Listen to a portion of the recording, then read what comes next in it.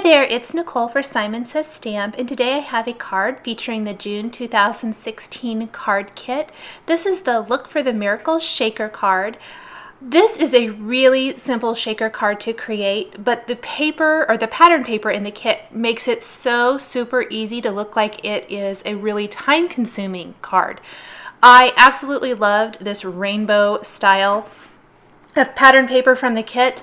And so I decided to make it kind of the focal point of the card. I'm using 2 of the Simon Says Stamp stitched rectangle dies.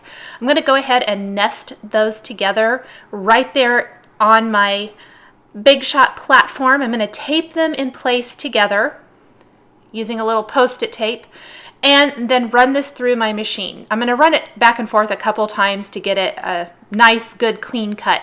This is going to not only create the frame, but the inside of the shaker. I love this paper so much that I wanted to use as much of it as possible. So I want the shaker frame that's going to be on the forefront to be the same pattern, that great rainbow design, as the design that's going to be on the inside of the shaker.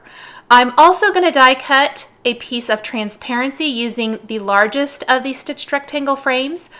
And I'm going to die cut a backing using this same die.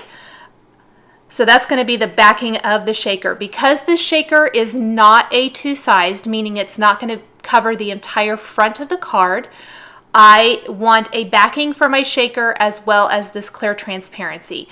Now sometimes the transparencies don't cut all the way through, so I did take my scissors and have to snip a couple places, but the die lines make it so that it's easy to see where to cut. You could trim it. You wouldn't have to use the die if you didn't want to. I like the dies because that ensures that my frame, my window material, and the backing of my shaker are all exactly the same size. That is why I always choose to create my shakers this way. Now I am laying my transparency right on top of my frame and my inside because I am stamping my greeting, the Look for the Miracles greeting from the stamp set included in the June kit, right on front of the transparency. But by keeping the frame in place, I can see where I don't want to stamp so that I don't accidentally stamp part of the greeting and cover it up with the frame.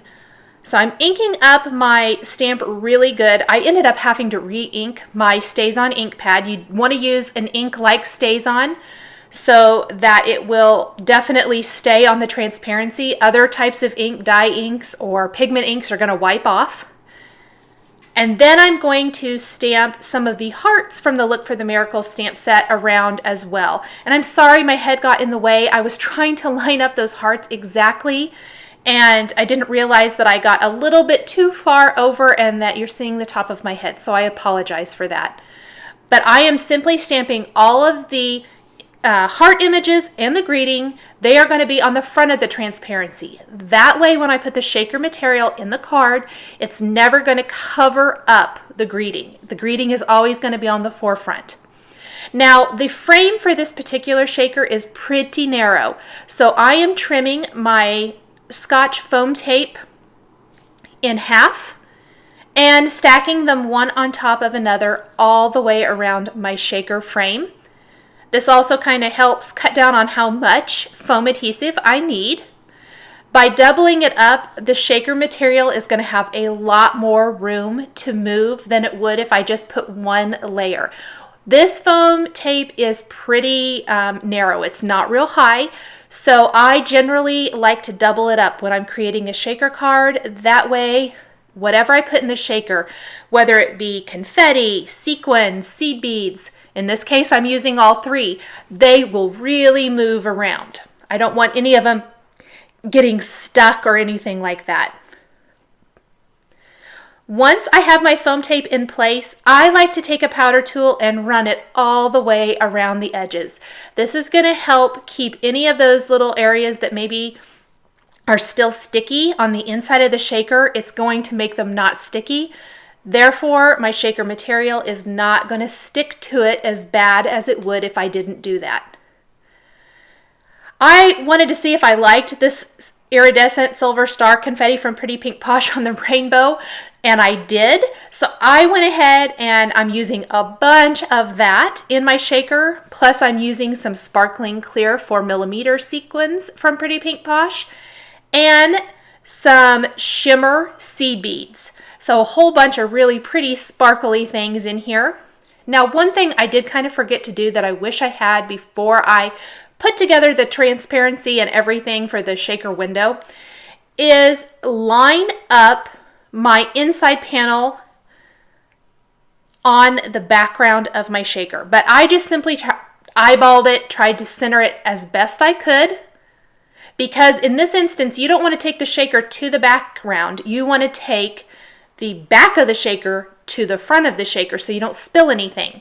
I'm peeling off all of that backing paper. I will take the background of the shaker to the front. Again, I'm sorry, my head is in the way. I'm lining that up. Seal it really good, flip it over and shake it up, and it really looks awesome. I love how it looks on that rainbow background of that pattern paper. I'm simply going to take my shaker now and attach it to a Simon Says stamp white top fold card base. And that is going to be it. This is a super simple, easy shaker card, but the result is really fabulous. I absolutely love it. Thanks for watching this video showcasing the Simon Says Stamp June 2016 card kit. The supplies I've used to create this card are listed and linked below the video here on YouTube. Please subscribe for weekly card making and stamping videos. Here are a couple more videos showcasing Simon Says Stamp products that you might be interested in. Thanks for watching, and we'll catch you next time.